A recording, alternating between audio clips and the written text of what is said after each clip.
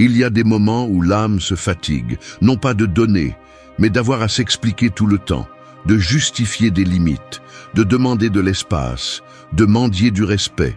Et c'est là que commence le véritable changement. Quand tu comprends que le respect de soi ne se négocie pas, il s'impose par des actions, par des décisions fermes, par la façon dont tu choisis de te traiter et de permettre qu'on te traite. L'assertivité n'est pas élever la voix, c'est ne pas baisser le regard. Ce n'est pas dire beaucoup, c'est dire juste ce qu'il faut avec conviction. Parce que plus tu te connais, moins tu as besoin de plaire, et plus tu commences à te respecter sérieusement. Cette vidéo ne cherche pas à adoucir le processus. Nous ne sommes pas ici pour te donner de jolies phrases, ni pour te dire que tout sera facile. Parce que ce ne sera pas le cas. Ça te coûtera. Ça te fera mal de sortir des espaces où une partie de toi voulait encore s'intégrer. Mais ça te libérera aussi. Parce que tu n'es pas né pour être approuvé, tu es né pour être authentique. Et cela inclut de dire non sans culpabilité, de fermer des portes sans regarder en arrière et de rester seul si nécessaire, plutôt que de t'abandonner pour être accompagné.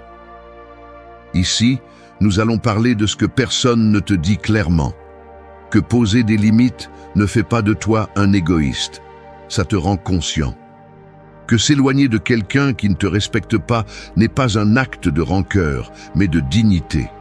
Et que cesser de demander la permission d'être toi est le premier pas pour reprendre le contrôle de ta vie. C'est un chemin stoïcien, oui, mais aussi humain. Parce qu'être fort n'est pas devenir froid, c'est devenir clair. Alors reste. Ce n'est pas un message pour plaire à qui que ce soit, c'est un rappel pour se réveiller. Parce que celui qui apprend à se respecter n'a plus besoin de s'expliquer. Il agit simplement. Ne te rabaisse pas pour t'intégrer là où tu n'as jamais appartenu. Il y a des chaussures qui ne sont pas à ta taille. Tu peux les forcer, serrer les doigts, faire semblant que ça ne fait pas mal, mais à la fin, le pied saigne. Il en va de même pour certains lieux, certains liens, certaines dynamiques. Ils font mal parce qu'ils ne sont pas les tiens. Parce que pour t'y intégrer, tu dois te réduire. Et se réduire est une façon élégante de disparaître. Tu te minimises, tu te tais, tu souris quand tu n'en as pas envie, tu supportes ce que tu ne devrais pas. Tout ça pour appartenir. Mais à quel prix? La vérité est que tu n'es pas né pour t'adapter à ce qui te nie. Tu es né pour construire ta place, pas pour en mendier une. Mais personne ne te dit ça. On t'apprend à plaire, à t'intégrer, à être fonctionnel dans des environnements qui parfois te détruisent lentement. On te dit que c'est mature de tolérer, que c'est courageux de résister, que c'est noble de céder. Mais ce n'est pas toujours le cas. Parfois, rester, c'est abandonner. Parfois, céder, c'est te trahir. Et il n'y a pas de récompense pour vivre en te brisant. Les stoïciens parlaient de la cohérence entre ce que tu penses, dis et fais. De la vertu comme alignement interne. Comment peux-tu être vertueux si pour être accepté, tu dois te trahir? Tu ne peux pas te dire libre si tu es encore pris au piège du besoin d'approbation. Tu ne peux pas parler de respect si tu ne te respectes pas d'abord. Et il ne s'agit pas de fierté vide, mais de clarté ferme. Tout ce qui t'est offert ne mérite pas d'être accepté. Tu commences à récupérer ton pouvoir le jour où tu arrêtes de justifier ta valeur, quand tu décides que tu ne vas plus te réduire pour entrer dans des lieux étroits. Parce que celui qui te mérite vraiment ne te demande pas de t'adapter à son moule, mais de te montrer tel que tu es. Et si cela dérange, alors mieux vaut déranger que de faire semblant. Ce type de fermeté ne naît pas de l'arrogance. Il naît de la fatigue, du processus, de toutes les fois où tu t'es tu pour ne pas déranger, où tu as supporté pour ne pas perdre quelqu'un, où tu as fait semblant d'aller bien par peur d'être seul. Mais il arrive un point où l'inconfort interne pèse plus que l'externe.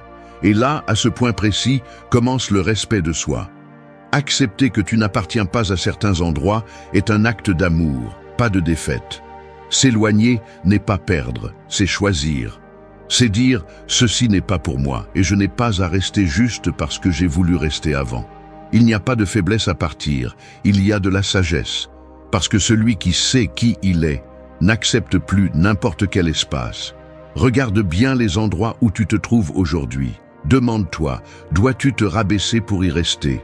Dois-tu faire semblant, te taire, dissimuler? Si la réponse est oui, alors ce n'est pas ta place, c'est ta prison.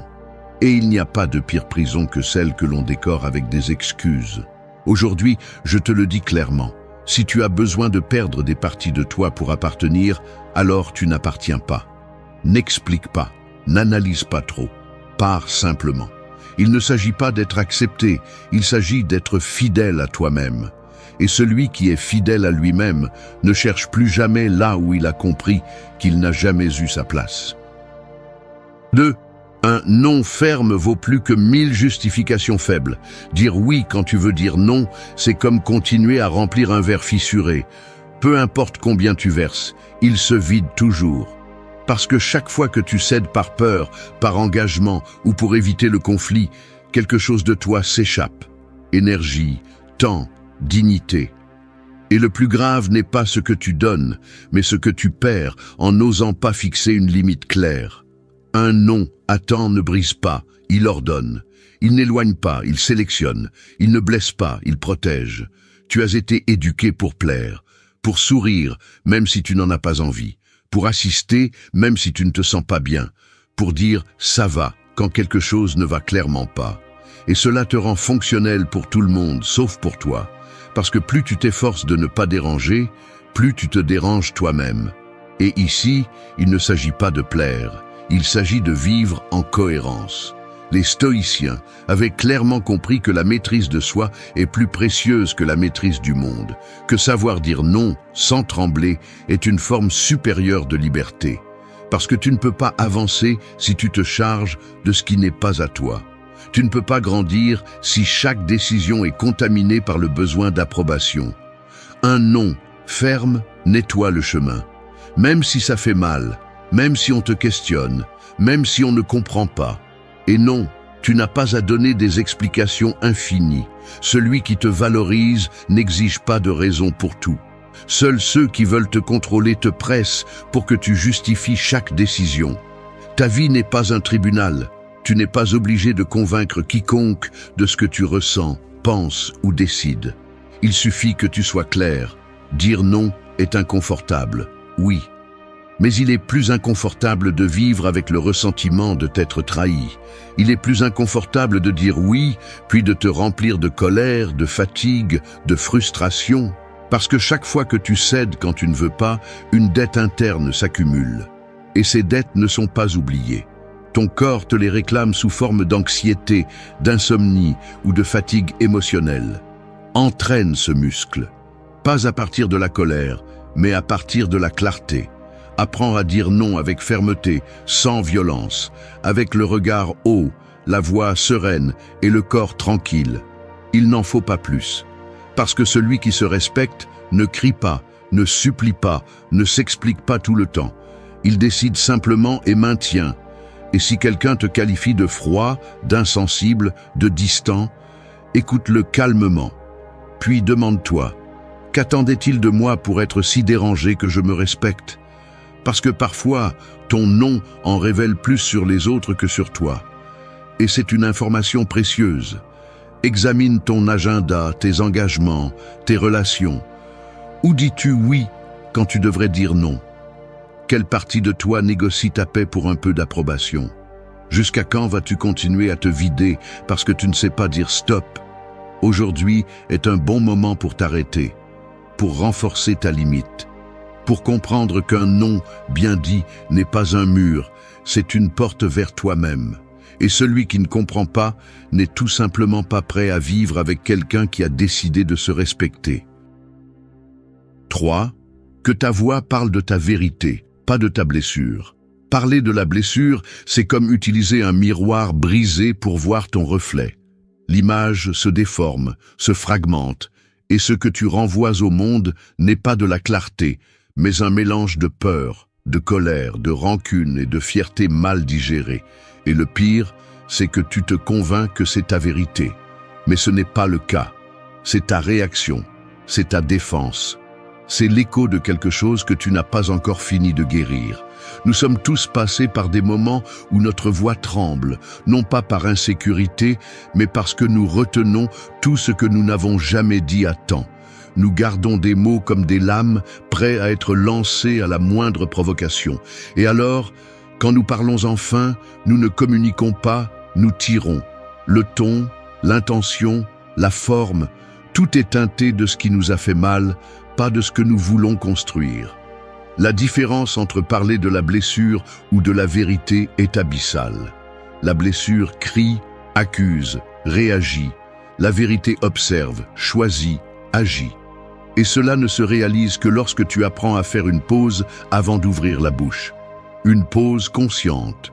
Parce que la bouche parle, mais celui qui a le contrôle, c'est l'esprit.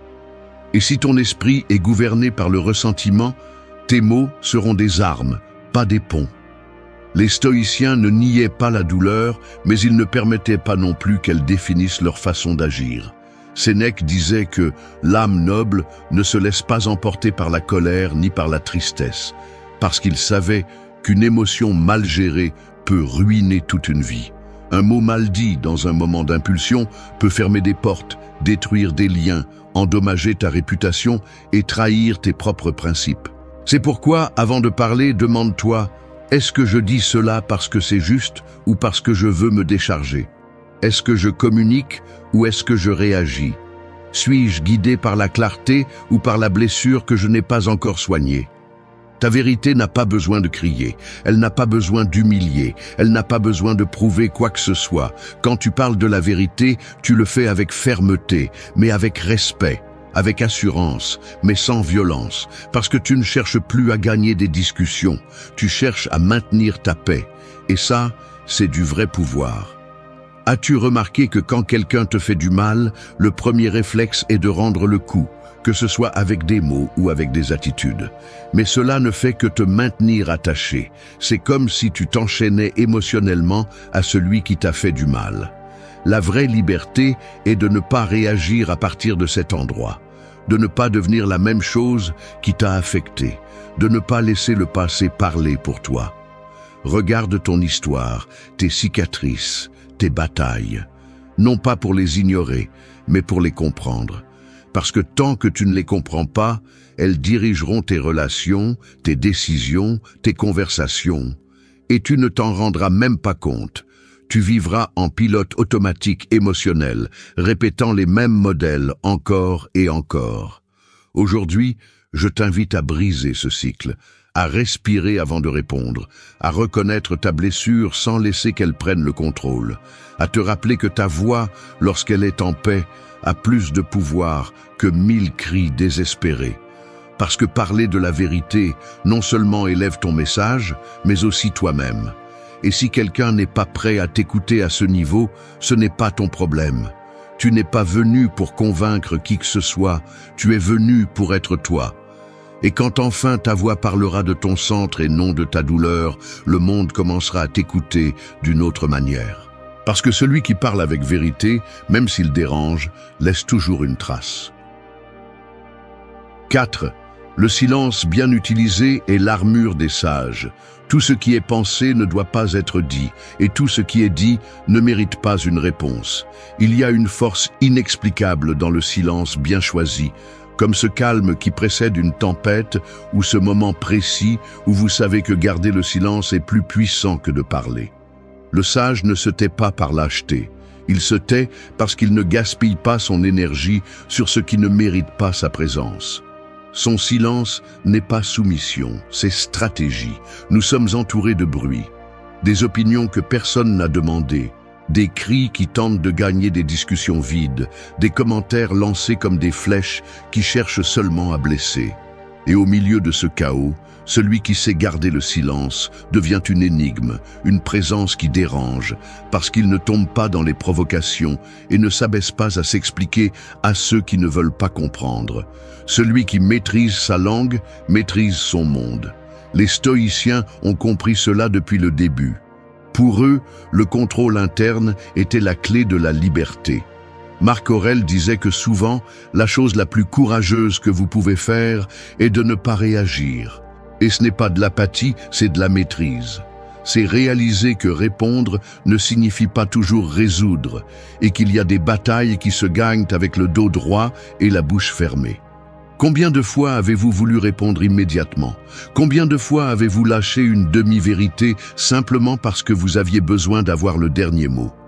Et combien de fois cet élan n'a-t-il fait qu'aggraver les choses? Parce que parfois, parler est de l'essence sur un feu inutile. Et le silence, lorsqu'il naît de la conscience, ne vous affaiblit pas. Il vous renforce, il vous sépare du drame, il vous élève. Le silence est aussi un détecteur d'intention. Lorsque vous ne répondez pas immédiatement, vous voyez clairement ce que l'autre personne cherchait vraiment. Compréhension ou manipulation, un dialogue ou une dispute, proximité ou contrôle. Celui qui ne craint pas le silence a un avantage, car il n'a pas besoin de remplir les espaces avec des justifications, des excuses, des explications qui ne font que l'épuiser. Et il ne s'agit pas de devenir distant ou indifférent, il s'agit d'utiliser votre voix comme une ressource sacrée et non comme un exutoire émotionnel. Lorsque vous parlez calmement, avec réflexion, vos mots ont du poids. Parce qu'ils ne naissent pas de l'impulsion mais de l'équilibre. Et cela se voit, cela se ressent, cela se respecte. Pensez-y. Combien de pouvoir perdez-vous en réagissant trop vite? Combien de fois avez-vous dit quelque chose qui vous a laissé un goût amer? Combien d'énergie gaspillez-vous à défendre ce qui n'a pas besoin d'être défendu? Parfois, le plus grand acte de force est d'observer en silence. Laissez l'autre s'épuiser dans son bruit, dans son drame, dans son urgence à vous déstabiliser. Et vous, ferme, présent, avec un regard tranquille, sans entrer dans le jeu. Parce que tout ne mérite pas une réponse. Parce que votre paix ne peut pas dépendre de ce que les autres disent ou attendent de vous. Faites du silence un outil, pas une punition. Utilisez-le pour fixer des limites, pour protéger votre énergie, pour répondre avec des faits plutôt qu'avec des mots vides. Et vous verrez comment votre environnement, votre perception, votre pouvoir changent. Parce que celui qui n'a pas besoin de répondre à tout n'est plus contrôlé par rien. Parlez quand c'est nécessaire, taisez-vous quand c'est sage. Que votre silence ne soit pas une absence, mais une déclaration. Tout ne me touche pas, tout ne me bouge pas, tout ne m'entraîne pas. Et ce type de sérénité, dans un monde qui crie, est une forme de respect de soi que personne ne peut vous enlever. 5. Ne sacrifie jamais ton essence pour entrer dans des espaces étroits. Imagine un aigle essayant de vivre dans une cage à Canaris. Il a des ailes pour voler au-dessus des montagnes, pour parcourir les cieux ouverts, mais il est là, recroquevillé, réduisant sa nature pour s'adapter à un espace qui n'a jamais été le sien.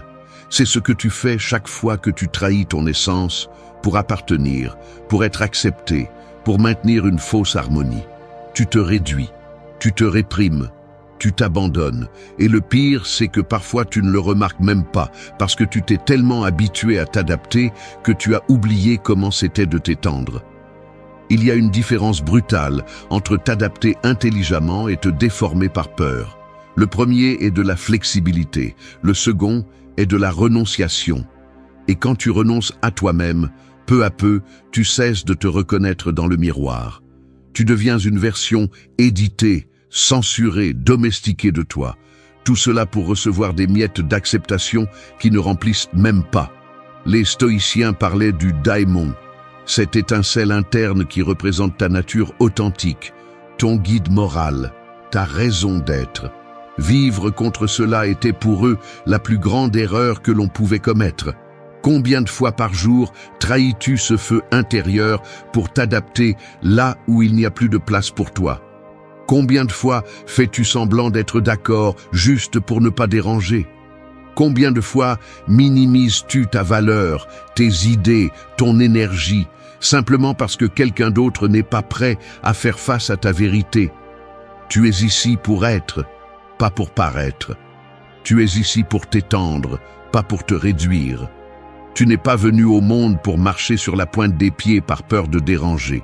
Tu es venu pour marcher fermement, pour construire ton chemin avec authenticité.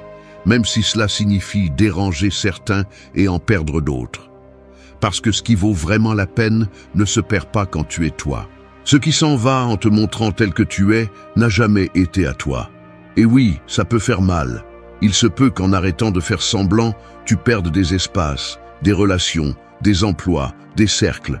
Mais il est également vrai que ce n'est que lorsque tu te libères de ce qui ne te permet pas de grandir, que tu trouves la possibilité de fleurir. L'authenticité a un coût, mais aussi une valeur qui ne se négocie pas. Ne plus s'adapter n'est pas un échec, c'est un signe. Cela signifie que tu as grandi, que tes ailes ne rentrent plus dans l'endroit où tu étais à l'aise. Et tu n'as pas à t'excuser pour cela.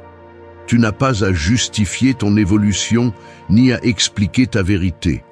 Tu as juste à la soutenir, avec respect, avec fermeté, avec détermination. Regarde bien dans quels endroits tu te rétrécis. Quelles sont les relations qui exigent que tu te taises un peu? Quels espaces te demandent de te taire pour que tout aille bien? Combien de fois par jour trahis-tu ta nature par peur de perdre ce qui en réalité ne te donne rien? Aujourd'hui, il est temps de récupérer du terrain en toi, de cesser d'être ce qu'on attendait et de commencer à être ce que tu es vraiment, de sortir de cette cage émotionnelle ou sociale et de rouvrir tes ailes. Parce que celui qui se respecte ne se réduit pas pour plaire. Il s'affirme, même si cela signifie être seul un moment. Rappelle-toi ceci, ce que tu sacrifies pour l'acceptation aujourd'hui, demain se transforme en ressentiment. Et personne ne mérite autant de pouvoir sur toi. Ni un travail, ni une relation, ni un cercle. Si tu dois te réduire pour entrer, ce n'est pas ta place, c'est ton signal. Et tu n'as pas été fait pour marcher courbé dans la vie, tu as été fait pour occuper ton espace complet, sans excuse, sans permission, sans peur. 6. Que ta stabilité ne dépende pas des autres. Construire ta paix sur le terrain d'autrui, c'est comme élever une maison sur du sable humide. Aujourd'hui, tout semble solide, mais il suffit d'un mouvement, d'un changement, d'une déception pour que tout s'effondre.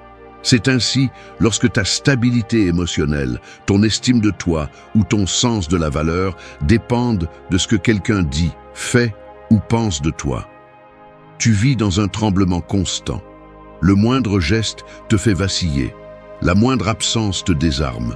Et ce n'est pas de l'amour, ce n'est pas un attachement sain, ce n'est pas de la loyauté, c'est de la dépendance déguisée en lien.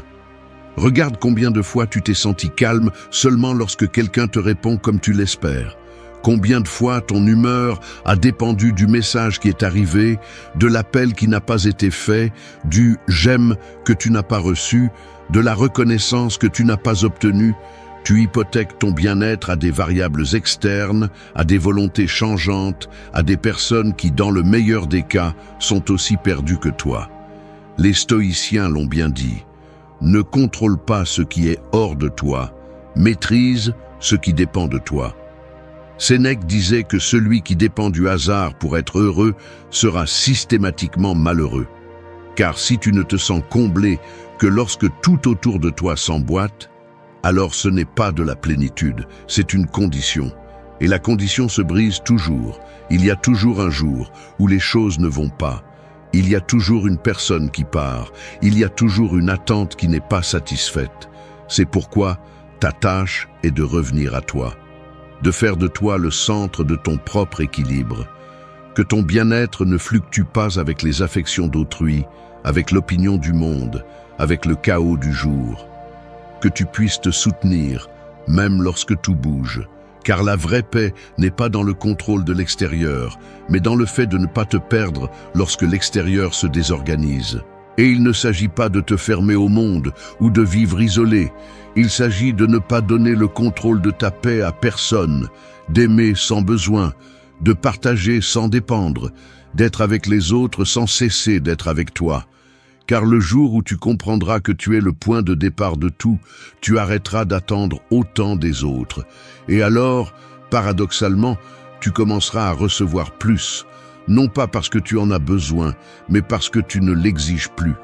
La véritable stabilité se construit avec des habitudes, des pensées bien dirigées, des décisions fermes, une identité qui ne change pas chaque fois que quelqu'un approuve ou rejette quelque chose de toi. Et cela s'apprend. Cela se forge dans les jours gris, quand tu n'as pas d'applaudissements, quand personne ne valide ton chemin, quand tu dois te soutenir seul.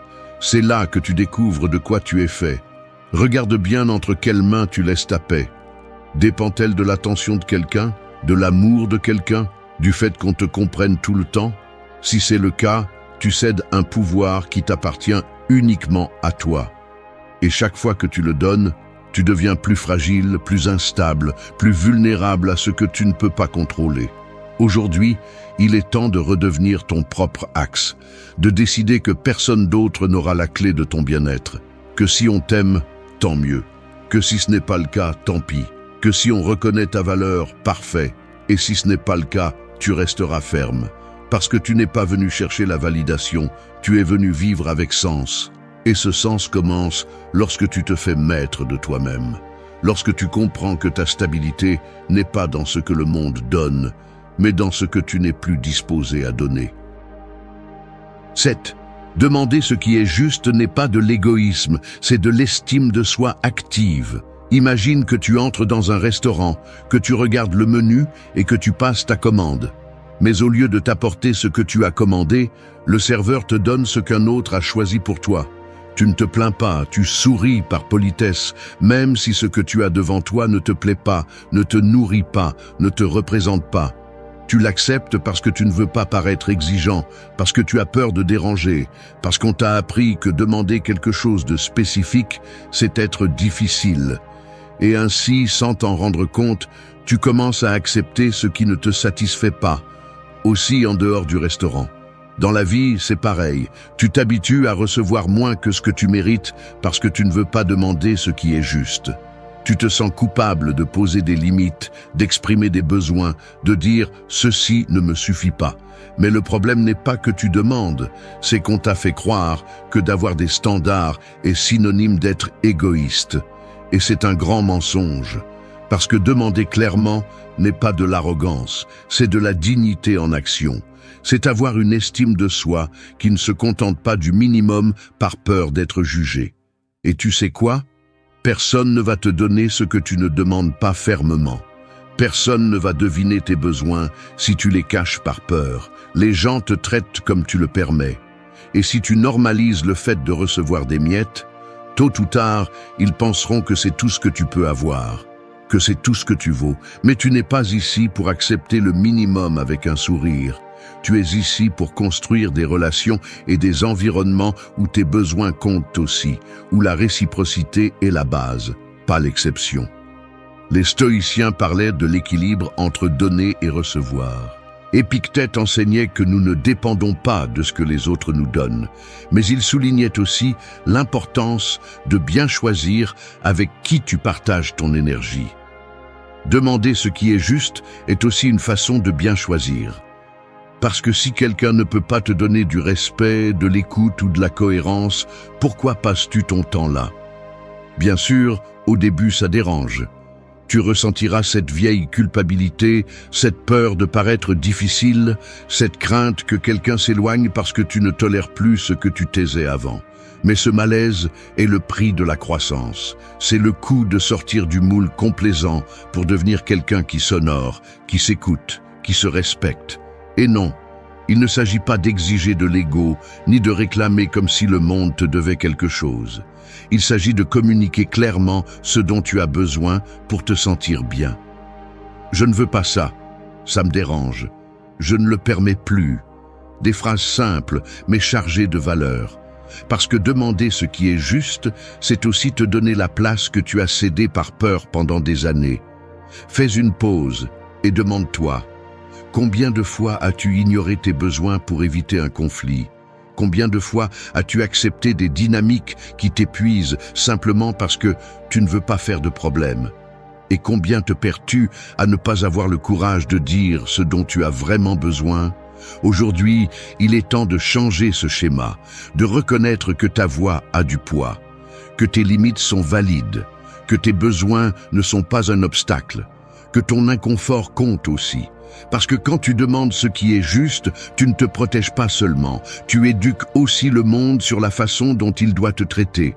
Et si quelqu'un s'éloigne à cause de cela, alors remercie. Parce que ce n'était pas un lien, c'était une transaction déguisée. Les bonnes personnes ne te font pas te sentir coupable de demander du respect, de la réciprocité ou de la présence. Les bonnes personnes sont heureuses que tu aies enfin appris à demander ce que tu mérites. Et toi, enfin, tu commences à comprendre que ce qui est juste ne se supplie pas, on le réclame la tête haute. 8. Si tu dois rappeler à quelqu'un que tu existes, c'est que tu es déjà parti. Il n'y a pas d'absence plus douloureuse que celle de celui qui est encore physiquement présent, mais émotionnellement invisible. Tu es là, écrivant en premier, cherchant des conversations, te rappelant des dates, demandant comment tout va, faisant l'effort de maintenir une connexion qui ne respire plus par elle-même. Et quand tu t'en rends compte, tu n'es pas dans une relation, tu es dans une poursuite émotionnelle déguisée en affection. Tu rappelles à quelqu'un que tu es en vie, comme si ta valeur dépendait de ne pas être oubliée. Mais voici une vérité inconfortable. Si tu dois insister pour être vu, tu n'es plus aimé, tu es toléré. Et la tolérance n'est pas de l'amour, c'est de l'endurance. C'est ce regard vide qui répond par obligation. C'est ce « je te parle plus tard » qui n'arrive jamais. C'est cette énergie minimale qu'il te lance, juste pour te garder là, flottant dans une attente qui ne se résout jamais. Et toi, pendant ce temps, tu consommes ton énergie en mendiant de l'attention. Les stoïciens ne parlaient pas d'amour à partir de l'attachement, mais à partir du choix conscient.